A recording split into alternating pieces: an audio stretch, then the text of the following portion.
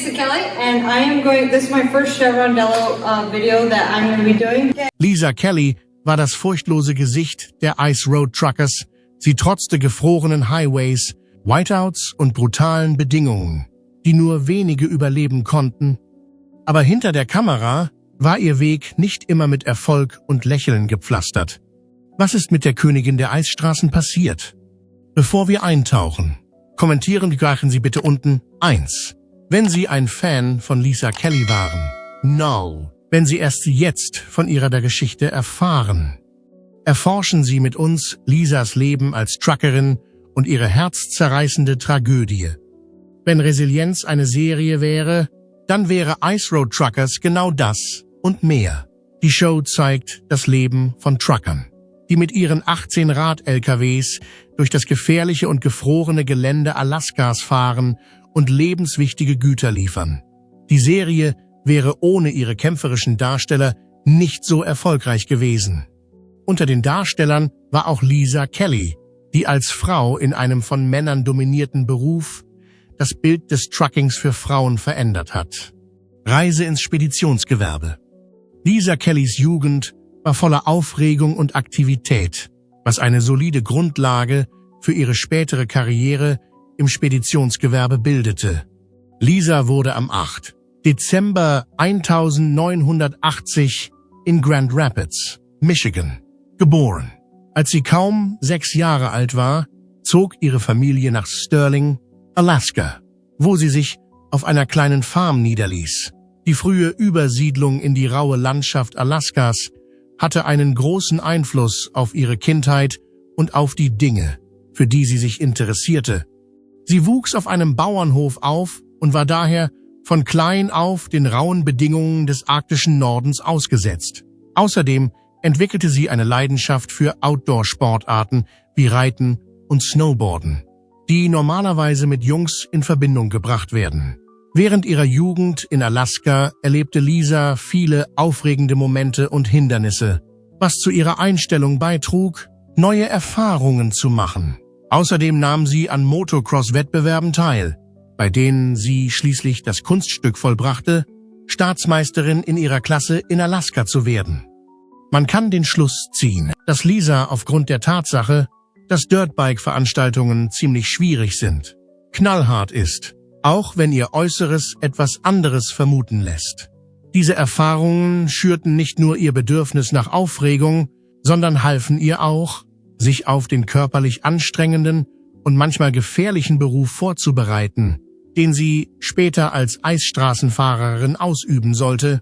Nach ihrem Highschool-Abschluss ging Lisa zurück nach Grand Rapids, um sich an der Cornerstone University einzuschreiben. Andererseits wurde ihre Zeit an der Universität viel früher als erwartet abgebrochen, da sie nur ein einziges Semester blieb. Das lag daran, dass sie schnell zu dem Schluss kam, dass die üblichen akademischen Wege für sie nicht geeignet waren, und sie entschied sich für Tätigkeiten, die praktischer und interessanter waren. Dies geschah, nachdem sie von ihrem Vater Kenntnisse in mechanischer Arbeit erhalten hatte. Man kann davon ausgehen, dass ihr Verständnis von Mechanik, ihre abenteuerliche Einstellung und die Tatsache, dass sie bereits Erfahrung mit der Arbeit im verschneiten Alaska hatte, bei ihrer Entscheidung für eine Karriere in diesem Bereich eine Rolle gespielt haben. Sie wusste, dass sie als Lkw-Fahrerin erfolgreich sein würde, auch wenn sie sich sicher war, dass sie keinen formalen Abschluss erlangen würde. Als sie die Einrichtung verließ, begab sie sich auf eine Reise, die in der Zukunft zu zahlreichen Entdeckungen führen sollte. Auf ihrem Weg zum Ice Road Trucker begann Lisa ihre Karriere als Busfahrerin. Danach arbeitete sie an Tankstellen und schließlich in einer Pizzeria. Sie nahm zahlreiche Aufgaben an, bei denen sie ständig auf Achse sein musste und die ihre Talente auf die Probe stellten. Bei einer derartigen Erfolgsbilanz ist es klar, dass ihre Teilnahme an Ice Road Trucker kein Zufall war. Das war ihr gegenüber fair. Im Jahr 2009, während der 3. Staffel von Ice Road Truckers, wurde Lisa Kelly Mitglied der Besetzung. Kurz vor ihrem Fernsehdebüt war sie bei Carlisle Transportation, einem Transportunternehmen mit Sitz in Alaska, beschäftigt. Zu diesem Zeitpunkt war sie bereits mit Travis Kelly, einem gebürtigen Alaskaner und lokalen Dirtbiker, verheiratet, der Berichten zufolge kein Problem mit ihrem Wunsch nach riskanten Aktivitäten zu haben schien. Zu Beginn ihrer Zeit bei Ice Road Truckers erlebte Lisa eine Mischung aus Aufregung und Schwierigkeiten. Es war keine leichte Aufgabe, den Übergang von einem routinemäßigen Truckerjob zu einer Aufnahme zu schaffen, während sie auf einigen der gefährlichsten Highways der Welt fuhr. Lisa war in der Lage, ihre Konzentration aufrecht zu erhalten und sich trotz des zusätzlichen Drucks, den die Kameras mit sich brachten, schnell als prominente Persönlichkeit in der Show zu etablieren. In ihrer ersten Staffel von Ice Road Truckers stellte sie ihre Fähigkeit unter Beweis, sich auf den tückischen Straßen zurechtzufinden. Bei ihrem ersten Auftrag musste sie eine riesige Ladung Baumaschinen nach Deadhorse transportieren, womit sie sich auch ihren Platz in der Besetzung verdiente. Erschwerend kam hinzu, dass sie ihre Lieferung innerhalb eines Tages abliefern musste und der Teil ihrer Route über das gefrorene Wasser des Arktischen Ozeans führte. Auch wenn es für das Publikum nervenaufreibend war, schien Lisa während der Reise eine große Anspannung zu verspüren. Sie kam jedoch rechtzeitig an. Damit bewies sie nicht nur, dass sie eine verdiente Lkw-Fahrerin ist, sondern sorgte auch dafür, dass die Zuschauer sie zur Kenntnis nahmen. In einer späteren Folge der 3. Staffel bewies Lisa erneut ihren Mut, indem sie eine riskantere Aufgabe annahm, als sie es zuvor getan hatte.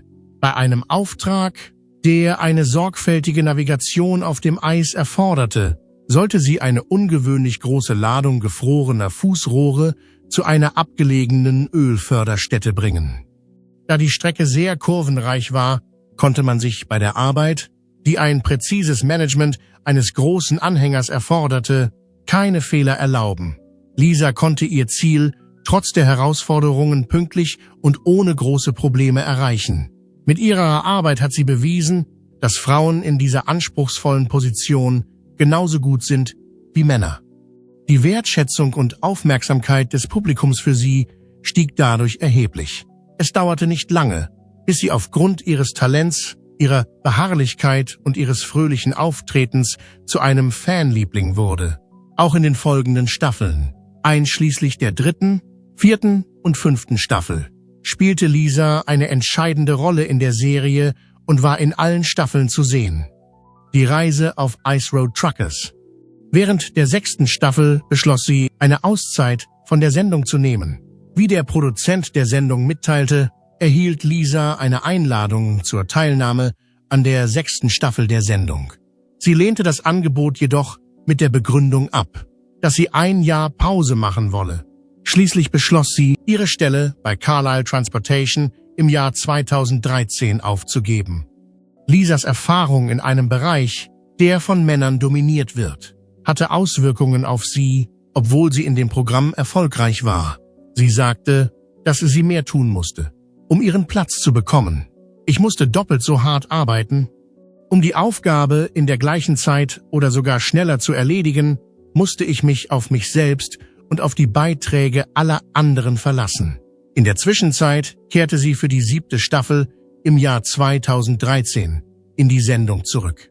Zu diesem Zeitpunkt hatte sie bereits begonnen, für Polar Industries zu arbeiten. In der 9. Staffel der Sendung lernte sie Daryl Ward kennen, der für die folgenden 2 Jahre ihrer Teilnahme an der Sendung ihr Partner und Chef werden sollte. Die Teilnahme an der Sendung bringt jedoch eine Reihe von Herausforderungen mit sich. Und obwohl Lisa in der Lage zu sein scheint, den Hut eines weiblichen Truckers elegant aufzusetzen, sind ihre Rollen nicht frei von Herausforderungen. Man kann mit Sicherheit sagen, dass Ice Road Truckers ein Dorn im Auge war, und obwohl die Sendung 11 Staffeln lang von 2007 bis 2017 ausgestrahlt wurde, hatte jede Staffel ihre eigenen Probleme, die sowohl unterschiedlich als auch herausfordernd waren. Es waren vor allem Lkw-Fahrer, die den Dalton Highway in Alaska, die Eisstraßen in den kanadischen Nordwestterritorien und andere abgelegene arktische Orte befuhren, die in der Sendung vorgestellt wurden. Diese Routen zeichneten sich nicht nur durch gefährliche Wetterbedingungen, rutschiges Eis und abgelegene Orte aus, sondern waren auch sehr gefährlich. Zu den zahlreichen Gefahren, mit denen die Lkw-Fahrer konfrontiert waren, gehörten Schneestürme, die die Sicht auf nahezu null reduzierten, und die ständige Gefahr von Lawinenabgängen. Dünnes Eis, das unter dem Gewicht der Ladung brechen kann, war ein weiteres Hindernis, das sie überwinden mussten. Unter diesen extremen Bedingungen stellten mechanische Ausfälle ein erhebliches Risiko dar und führten häufig dazu, dass die Fahrer mehrere Kilometer von der Hilfe entfernt festsaßen.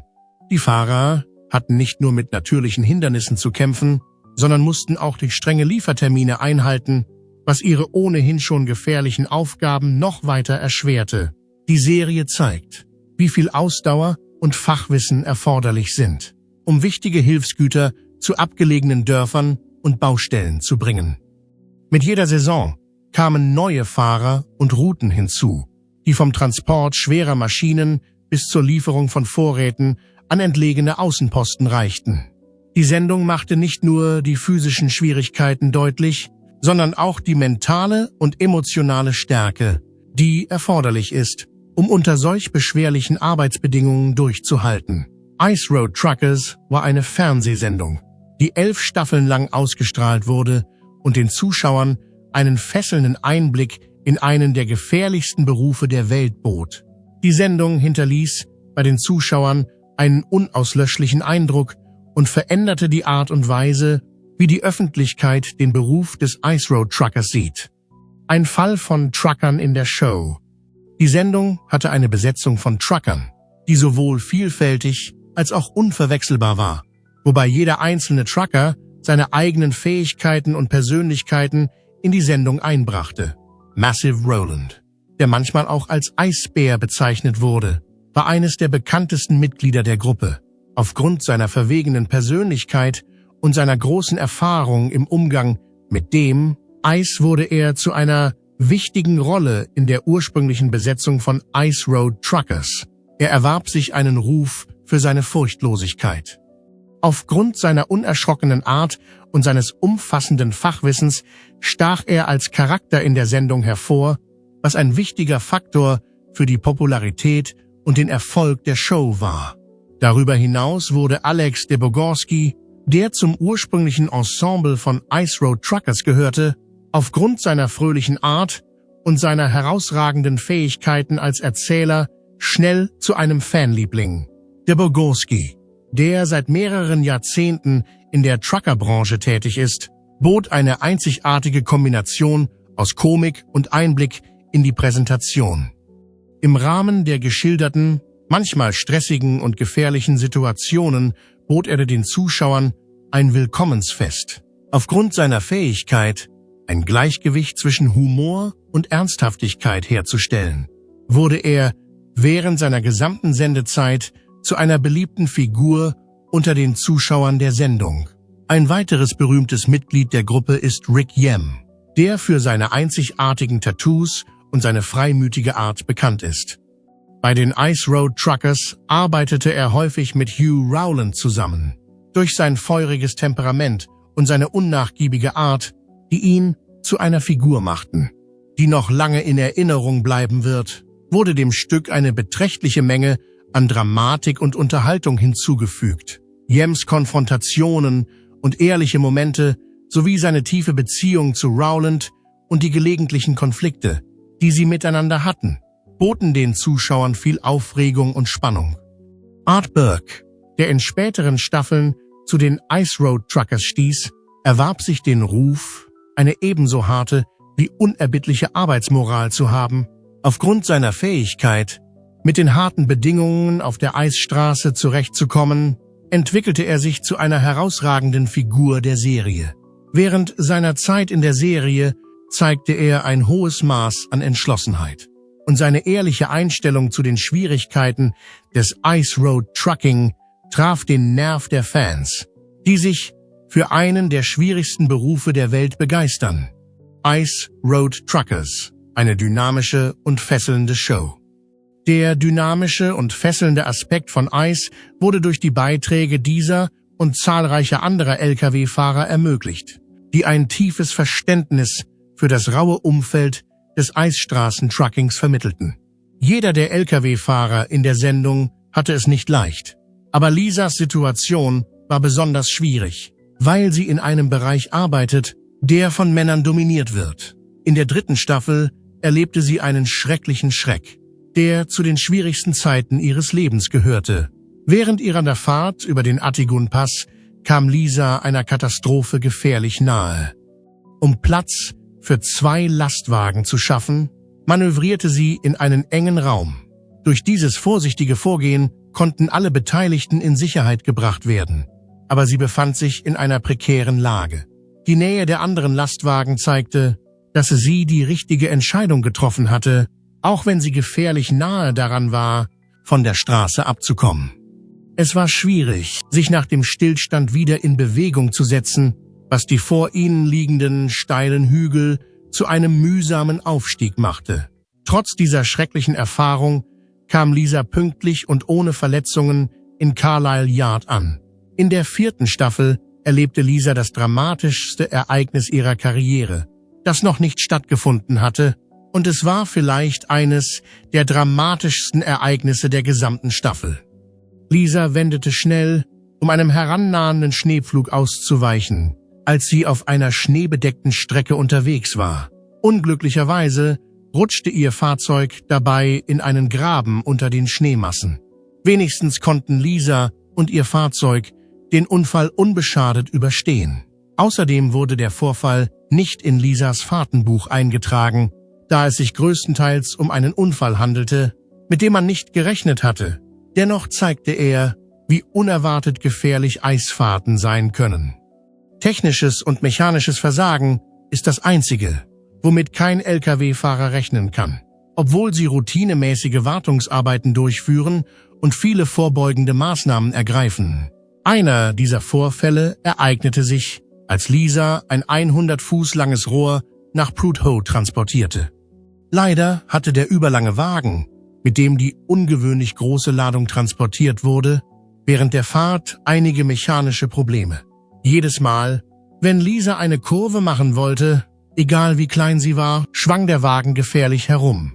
Es schien, dass das Problem durch einen Versatz in den Beschlägen des Rollwagens verursacht wurde, doch selbst eine geübte Lkw-Fahrerin wie Lisa war nicht in der Lage, eine solche gefährliche Situation zu lösen, sodass sie gezwungen war, beim ersten Halt Hilfe zu suchen.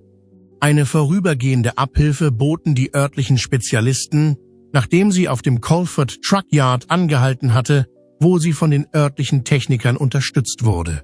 Bedauerlicherweise verlor sie durch den ungeplanten Halt und ihre vorsichtige Fahrweise wertvolle Zeit. Trotz der Tatsache, dass sie nicht pünktlich geliefert hat, konnte Lisa ihr Ziel ohne Zwischenfälle erreichen, was vielen unglücklichen Lkw-Fahrern nicht so oft gelingt. Eine tragische Reise, wie sich herausstellte, war das schrecklichste Ereignis, das sich während der Serie ereignete, auch das denkwürdigste Ereignis in Lisas Amtszeit bei Ice Road Truckers. Lisa fuhr mit ihrem Truck über einen zugefrorenen See, während sie die größte Ladung transportierte, die in dieser Staffel zu sehen war, nämlich einen Stein-LKW. Während der Fahrt über den Utigsee machte Lisa das schrecklichste Geräusch, das sich ein Eisdruckfahrer vorstellen kann. Das Eis ächzte und bewegte sich unter dem Gewicht der Ladung. Die Ladung musste schnell geliefert werden, und um mit der Zeit zu spielen, musste Lisa die Nacht durchreisen, um pünktlich zu sein. Das machte die Situation noch spannender. Die Tatsache, dass sie während der Fahrt in der tiefschwarzen Nacht nichts sehen konnte, machte die Situation noch beängstigender, als sie ohnehin schon war. Als ob das sich bewegende Eis nicht schon erschreckend genug gewesen wäre. Lisa erreichte den Lieferort pünktlich, ohne Zwischenfälle und ohne irgendwelche Verletzungen. In der 5. Staffel der Serie erreichte Lisa Kelly einmal mehr ein bedeutendes persönliches Ziel, indem sie ein großes Stahlgerüst mit einer Breite von 16 Fuß von Fairbanks nach Prudhoe transportierte. Lisa übernahm die Verantwortung für den verbleibenden Teil der Reise, den sie zusammen mit einer Gruppe von Lkw-Fahrern und Lotsenfahrzeugen bewältigte. Sie schlug sich geschickt durch die verstopften Straßen und konnte das Gestell pünktlich und unbeschadet an seinen Bestimmungsort bringen. In der Sendung sind sowohl die erschreckenden als auch die nicht so erschreckenden Teile ziemlich anstrengend, was durchaus verständlich ist. Im Laufe der Sendung musste Lisa nicht nur auf einigen der gefährlichsten Straßen der Welt Schwierigkeiten bewältigen, sondern sie hat auch eine Reihe wirklich herzzerreißender Erfahrungen gemacht. Einige der schrecklichen Situationen hat sie nicht direkt erlebt, aber ihre Kollegen im Programm waren von diesen traurigen Ereignissen betroffen. In Anbetracht der Tatsache, dass die Mitglieder der Besetzung der Show eine starke und enge Beziehung zueinander hatten, ist es vernünftig zu behaupten, dass die Verletzung eines Einzelnen ein Schaden für alle ist. Eines der wichtigsten tragischen Ereignisse, das Lisa bis ins Mark erschütterte und sie für eine gewisse Zeit aus dem Gleichgewicht brachte, war der Tod von Daryl Wars, der sowohl ihr Freund als auch ihr Arbeitgeber war. Man darf nicht übersehen, dass Daryl in der 6. Staffel der Serie zu den Ice Road Truckers stieß, also ein paar Staffeln nach Lisas Einstieg in die Serie. Obwohl Lisa in der 6. Staffel der Sendung nicht mehr auftauchte, konnten sie sofort eine starke Verbindung aufbauen, als sie in der 7. Staffel zurückkehrte. Da Daryl eine so wunderbare Figur war, wurde er in der Sendung in kurzer Zeit sehr bekannt. Ward zeigte eine starke Präsenz, die das Publikum auf der ganzen Welt ansprach. Er ist bekannt für seine kämpferische Persönlichkeit und sein umfassendes Fachwissen. Er wurde häufig dabei beobachtet, wie er sich selbst auf die Probe stellte, indem er einige der gefährlichsten und schwierigsten Wege beschritt und dabei ein außergewöhnliches Maß an Können und Ausdauer bewies. Seine Zusammenarbeit mit Lisa Kelly war besonders bemerkenswert, da sie beide die Fähigkeiten des anderen sehr schätzten und sich dem harten Beruf, den sie beide ausübten, gemeinsam verschrieben hatten. Die Freundschaft zwischen Lisa und Ward verlieh dem Stück mehr Tiefe. Trotz der Tatsache, dass ihr Beruf von hartem Wettbewerb geprägt war, teilten die Lkw-Fahrer eine tiefe Verbundenheit miteinander. Für die Ice Road Truckers war es ein schwerer Schlag, als Daryl am 28. August 2016 bei einem Flugzeugabsturz in der Nähe von Rock Creek, Montana, ums Leben kam. Dieses schreckliche Ereignis ereignete sich in der Nähe von Rock Creek. Die Macher der Sendung behaupten, dass er auf dem Weg nach Missoula war, um mit den Aufnahmen eines Piloten für eine neue Dokumentarserie über die Bergung einer Flugzeugkatastrophe zu beginnen, als das Flugzeug, das er steuerte, bei der Landung abstürzte und sowohl Ward als auch Mark Mellitz, der sein Co-Pilot war, dabei ums Leben kamen. Der tragische Tod von Daryl hat Lisa Kelly ihr ganzes Leben lang stark beeinflusst. Wenn man bedenkt, wie eng sie mit Daryl während seines Lebens zusammengearbeitet hat, ist es unvernünftig zu erwarten, dass sie etwas anderes als Glück empfinden würde. Sie drückte nicht nur ihre Trauer aus, sondern zollte auch einem verstorbenen Freund und Kollegen Respekt. In einem Interview drückte Lisa ihre Gefühle über seinen Tod mit den Worten aus: Es war traurig. Erst als ich zurückkam und merkte, dass ich meinen Begleiter nicht mehr hatte, wurde mir klar, was passiert war. Außerdem war es eine große Belastung für mich, Dinge zu erledigen, weil Daryl sich normalerweise um viele Dinge kümmerte. Die Planung von Ladungen und das Ziehen von Ladungen auf unglaublich langen Autobahnen. Das war eine große Belastung für mich, um die Dinge zu erledigen.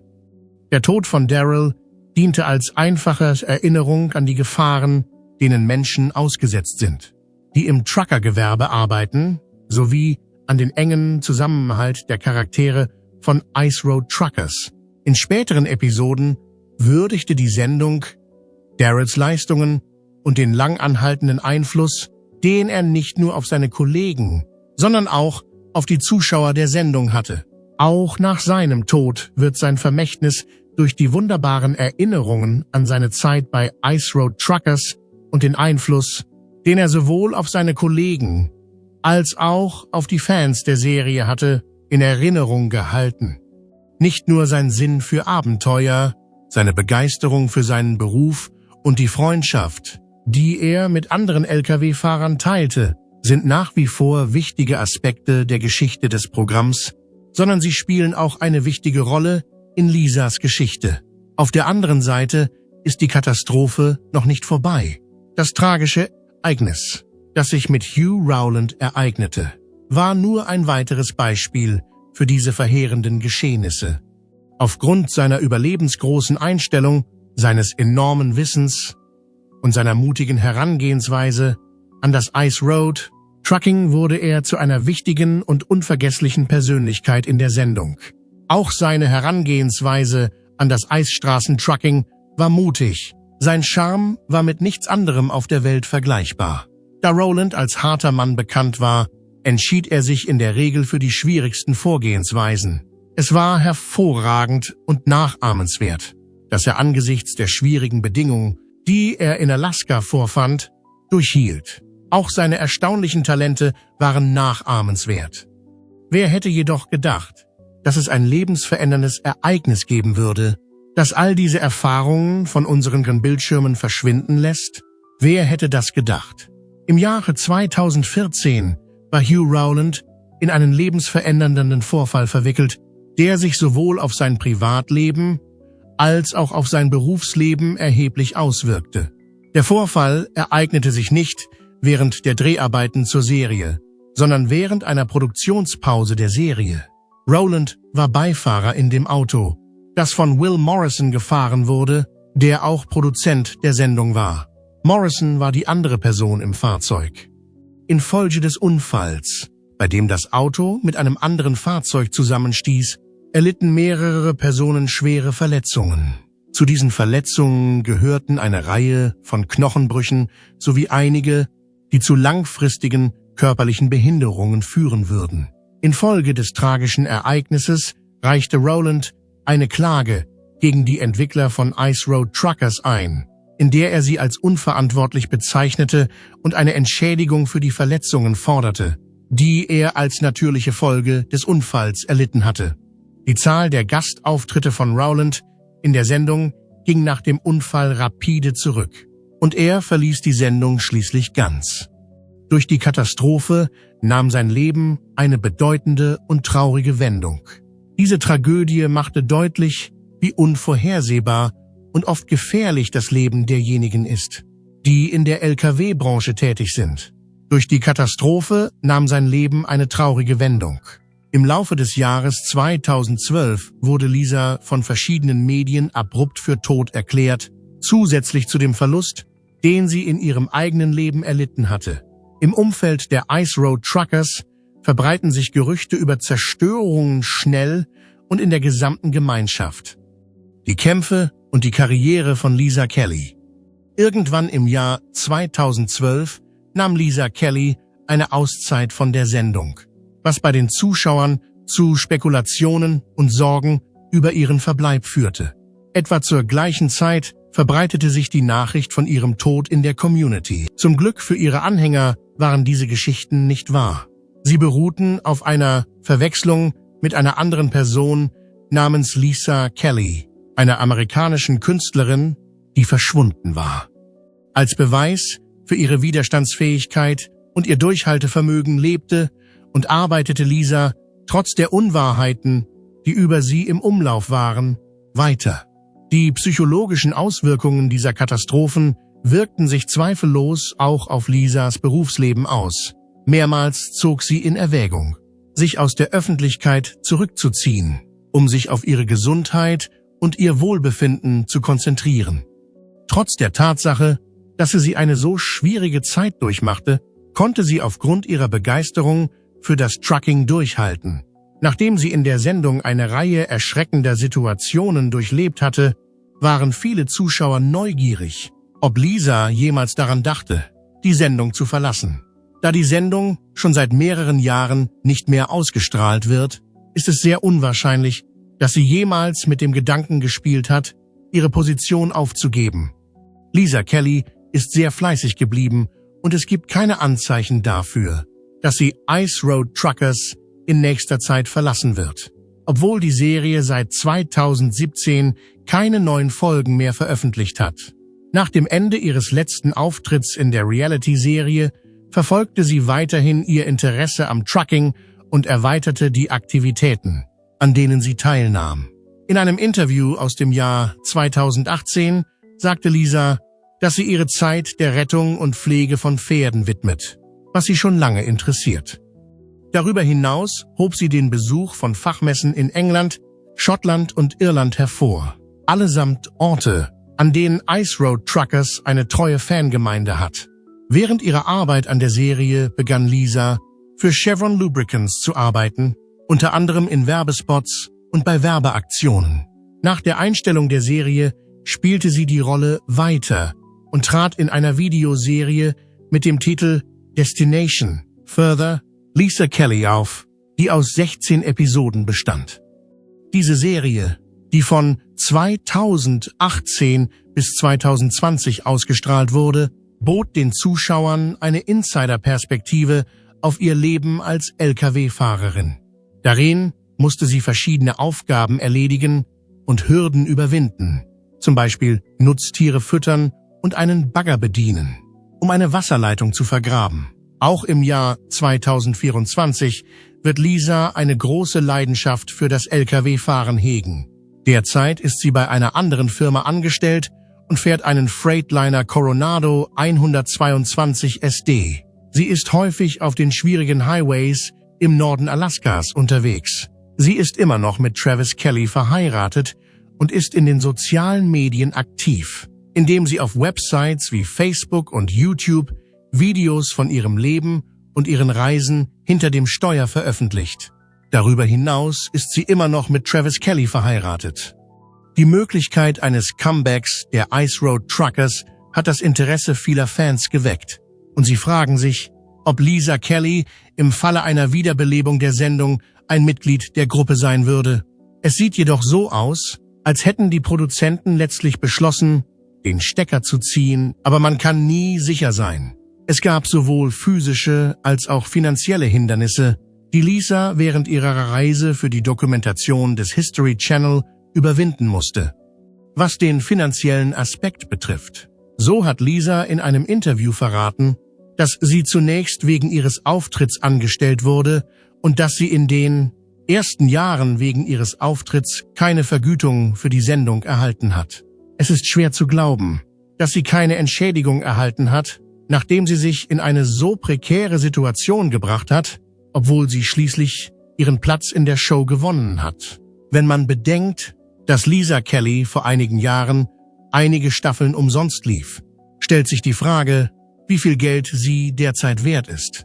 Auf jeden Fall hat sich Lisa in den Rang einer Berühmtheit hochgearbeitet und man schätzt, dass sie im Jahr 2024 ein Nettovermögen von etwa 2,5 Millionen Dollar haben wird.